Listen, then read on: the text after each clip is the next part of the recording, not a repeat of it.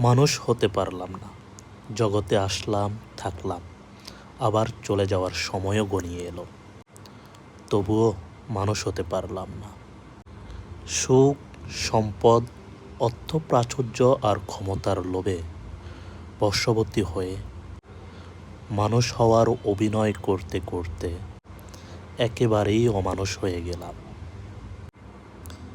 খুব কষ্ট লাগে জীবনের শেষ বেলায় এসে এই মানুষ হতে না পারার নিদারুণ কষ্ট আমাদের প্রতি মুহূর্তে ভয়ানক যন্ত্রণায় পুড়িয়ে মারছে। এই কথাগুলো আনসারী সাহেব ওনার ফেসবুক পেজে খুব সুন্দরভাবে লিখেছেন।